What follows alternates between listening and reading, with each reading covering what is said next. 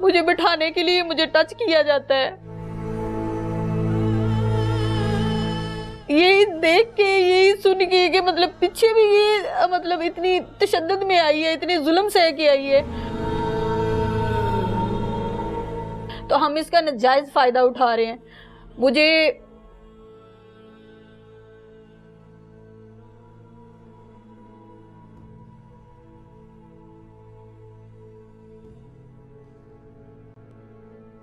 चलें, आप हौसला करें, ये एक इम्तिहान की घड़ी है, अल्लाह बेहतर करे आपके आने वाले कल के लिए। अब ये चीज़ रियलाइज़ होती है कि एक ऐसे मर्द के ऊपर भरोसा किया, गलत किया।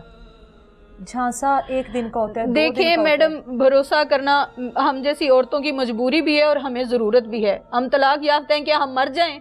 क्या हम दुनिया से दफ़ा हो जाएं? क्या हमारा दुनिया में रहने का कोई हक नहीं है? हम कहाँ जाएं अगर हम अपने लिए मर्द तलाश ना करें? अब हमें क्या पता है कि उसके अंदर वो जो खाना काबा में जाके कस्में खा के आता है, वो हकीकत में कितना जानवर और कितना यजीद इंसान है, हमें नहीं पता। हम तो उसको इंसान कहते हुए भी हमें शर्म आती। क्या हम जो तलाक याफ्ता हैं, क्या वो इस दुनिया से खुदकुशी कर लें? क्या वो किसी और मुल्क में चली जाए? क्या करें हम?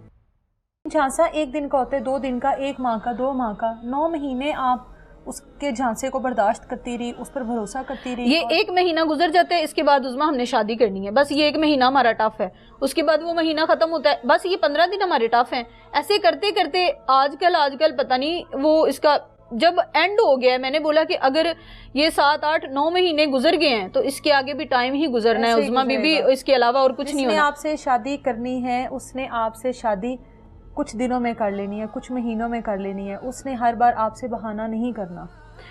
जब एक मर्द शादीशुदा है, ये आपको मुकम्मल वक्त तो नहीं देता था ना? नहीं, आपको कभी इस पर शक नहीं हुआ? आपके पास कितने दिन आता था, कितना टाइम स्पेंड करता था? दिन इधर रुकता था तो रात घर रुकता था, रात इधर रुकता था तो दिन घर रुकता था। ये इसका यही कहना था कि मैं अपने थोड़े से काम पे तवज्जो दे रहा हूँ। मतलब वहाँ पर भी झूठ बोलता था, यहाँ पे मैं अपने काम पे तवज्जो दे रहा हूँ। ज़ाहिर है मैंने फैमिली को एक्सेप्ट करना है, मैंने वालिदैन को मना रहा हूँ, मैंने अपने वालिदैन कहते हैं कि तब शादी करेंगे जब तुम अपने काम पे पूरा तवज्जो दोगे। तो अच्छा, तो ये बहाने थे। फिर मैं भी उसको कहती थी ठीक है तुम अपने काम पे तवज्जो दो। ज़ाहिर है तुम्हारी शक नहीं हुआ कि ये शादीशुदा है? नहीं, कभी उसने होने ही नहीं दिया। उसको देख कर अंदाजा नहीं हुआ कि इसके ऊपर जिम्मेदारियां होंगी, बाल बच्चेदार होगा? नहीं, अब तक इसकी शादी क्यों नहीं हुई? उससे सवाल नहीं किया कभी तुमने? नहीं, मैंने उससे कई दफा सवाल किया था, कहता है अभी तक तो कोई नहीं है, लेकिन खुद भी वो यंग लगता है, वो कौन सा कोई इतना एजड लगता है, 30 मतलब 40-45 साल का, जो मैं उसके ऊपर शक करूं।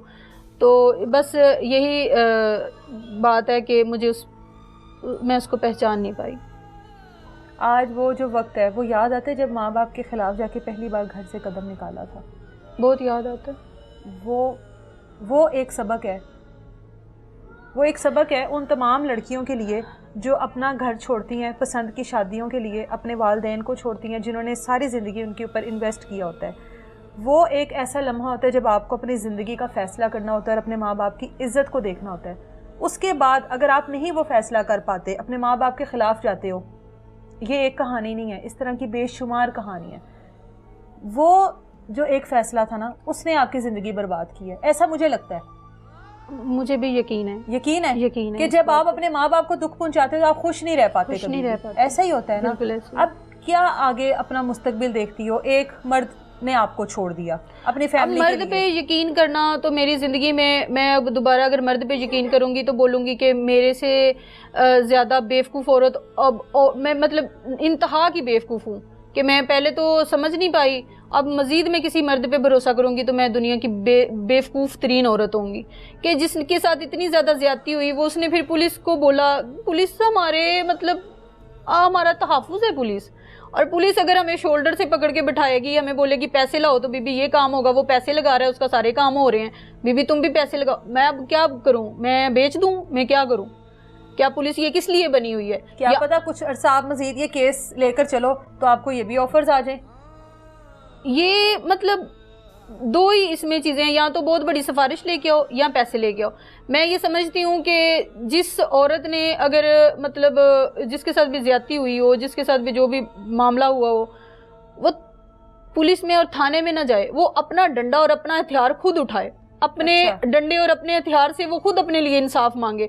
जो उसका मुल्जिम है, जो उसका गुनाहगार है, उसको खुद वो सजा दे, ना कि इन दरिंदों के हाथों में चढ़े। वो पैसे भी मांगते हैं, आपकी इज्जतों पे भी हाथ डालते हैं, सरेआम वो औरतों को जलील करते हैं। मैं ये समझती हूँ कि वो अपना डंडा खुद उठाएं और अपने लिए खुद कचहरी लगाएं। इन लोगों के हत्थे चढ़ के या इन लोगों के पास जाके अपने आप को एक तो जलील करना है, एक अपनी बेटी को इतनी इतनी गंदी गालियां सुनवानी है, वहां से अपने मुस्तकबिल को आपने खराब करना है। जो मेरे साथ हुआ है, मेरी बेटी ने वो वहां पे सुना है जो मैं कहती हूँ कि मैंने आज तक उसको अपनी जिंदगी में ऐसा नहीं सुनाया। मेरे साथ इस मुबीन ने तो ज्यादती की जो पुलिस ने की है वो मुबीन से बढ़ के की है। एक जालिम और बदकार इंसान को जिसने इतना मेरे से जुल्म किया, उसको वो बेगुनाह लिख रहे हैं, उसको तहफ़्फ़ुज़ दे, उसको कॉफियाँ पिलाई जा रही हैं, उसको चाय पिलाई जाइए। और इवन के आईओ से लेके एसएचओ से लेके डीएसपी तक सब अपनी मर्जियां कर रहे हैं। मैं कहती हूँ कि डीएसपी एक लेवल होता है और यहाँ पे जाके किसी की सुनी जाती है। मैं ये समझती थी, जब वहां पे पहुंची हूँ तो उसने तो ऐसे पेंसिलें फेंकी हैं जैसे मैं मुल्जिम हूँ। अच्छा। और टेक लगा के उसने बोला है मैं दोनों को चलान करूंगी। अच्छा, टेक लगा के उसने बोला मैं दोनों को चलान करूंगी, और चलान नहीं करूंगी तो मैं इस पर्चे को खारिज करूंगी। ये सिर्फ इसके दो थे। यानी कि हर मुद्दई का हक है कि उसको जब वो मुतमिन नहीं है तो वो अपनी इन्वेस्टिगेशन चेंज करवाए, वो मुतमिन हो। लेकिन ऐसा कोई सीन नहीं है, वहां से आगे से डराया और धमकाया जाता है। अब सोर्स ऑफ इनकम क्या है, मतलब अब घर का सर्कल किस तरह से चलेगा? देखो 8-9 महीने उस आदमी ने आपको सपोर्ट किया, जी जी। आपकी वो जिंदगी, एक चैप्टर क्लोज हुआ था, दूसरा चैप्टर आपने फौरी तौर पर ओपन कर लिया। अब क्या है जिंदगी? अब किस तरह से घर का सर्कल चलाओगी? बेटी की जिम्मेदारी है, अपनी जिम्मेदारी है, किराया है, सब कुछ है। पोलर भी जानती हूँ, पोलर भी जानती हूँ, पोलर भी जानती हूँ, पोलर का भी थोड़ा बहुत कर लेता हूँ। जाती तो नहीं हो ना कहीं पर? हाँ जानती हूँ, लेकिन घर में मैंने लोगों को बोला हुआ है कोई ना कोई आ जाता है। अच्छा। तो सिलाई भी कर लेती हूँ। अच्छा। और मतलब मेरा घर का अच्छा खासा मतलब गुजारा हो ही जाता है, खर्चा निकल आता है। यानी कि तो फिर तो आप इंडिपेंडेंट हुई ना। जी बिल्कुल। फिर भी आपको एक मर्द के ऊपर भरोसा करना पड़ा। जाहिर सी बात है, तलाक याफ्ता हूं, बच्ची छोटी सी है, अभी नहीं अपने आप को मतलब अपने लिए कोई मर्द तलाश करूंगी तो अगली जिंदगी कैसे गुजारूंगी? ये अब ये बच्ची जिसने उस आदमी को अपना बाप समझा, जाहिर है जब आपने अपने शोहर से सेपरेशन की उस टाइम तो छोटी होगी, इसको शायद वो जहन में भी चीजें ना हो। जी जी। अब आपने एक मर्द के ऊपर भरोसा किया, अपनी बेटी के सामने उसको ले आई, बेटी को कहा कि तुम्हारा बाप है, वो पूछती नहीं है मेरा बाप किधर है? पूछती है। ये इस इंसान ने बोला था कि तुम मुझे अपना वालिद बोला करो, इस तरह बोला करो। अब वो ये भी मुझे सवाल करती है कि मम्मा मैंने पुलिस को भी ये बात बताई है, चीख चीख के बताई है, एसपी साहिबा को भी बताई है। मैंने कहा मेरी बेटी सवालात करती है, उन्होंने, मेरी बेटी ने भी बयान दिया मेरी मामा को उन्होंने नंगा किया है। जाहिर है हम लोग वो चीज़ें बच्ची से नहीं पूछ सकते जो कुछ उस बच्ची ने इस कमरे में क़यामत देखी, जो अपने माँ के साथ उसने वो बर्बरियत होती हुई देखी, वो बच्ची से सवाल नहीं कर सकते। बच्ची आपसे पूछती नहीं कि मेरे बाप के साथ ये दो आदमी कौन आए थे, मेरे बाप ने आपके साथ ये क्यों किया? पूछती है मुझे, देखा वो मंजिर, क्या बताऊं मैं उसको? ये हम पुलिस वालों को बता सकते हैं, सबूत भी दे सकते हैं, इसके बावजूद अगर वो ना माने। ने पुलिस को बयान दिया ना? दिया, बयान दिया, मोहल्ले वालों ने भी बयान दिया, घर में आके उन्होंने सारा मतलब देखा भी है, सारा जायजा भी लिए, शीशे भी टूटे देखे हैं, दरवाजे भी तोड़े हुए देखे हैं, मेरा मेडिकल भी देखा है, सारा पॉजिटिव है। लेकिन इसके बावजूद वो कहते हैं कि मतलब बीबी पैसे हैं, काम करवाना है तो पैसे ले। आपके बहुत माजरत के साथ मुझे ये चीज़ें इसलिए पूछनी पड़ रही हैं, इस खातून के जिस्म पर एक तो निशान थे जो इसको किसी तेज़ धार चीज़ से मारा गया, उसके बाद वो शख्स जो इसको इज्जत देने के दावे करता रहा पिछले 9 माह से, इसके साथ वो जिनसी ताल्लुकात में था और ये कहता रहा कि मैं तुम्हारा शोहर हूँ। आपके जिस्म पर और भी निशान है, बहुत ज़्यादा। वो किस चीज़ के निशान है? वो इन्होंने मुझे, इसके साथ जो दोस्त आए थे और ये काटते रहे हैं मुझे। ये वो इज्जत देने वाला आदमी है जो एक औरत को इस्तेमाल करता रहा। मैं यही कहूँगी इस्तेमाल करता रहा, वो इज्जत देनी नहीं थी उसने।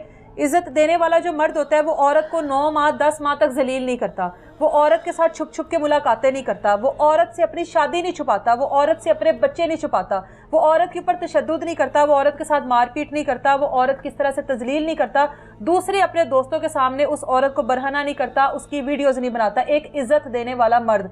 और अगर कोई इस तरह की चीज़ें उसमें नहीं है तो मर्द कहलाने के काबिल नहीं होता।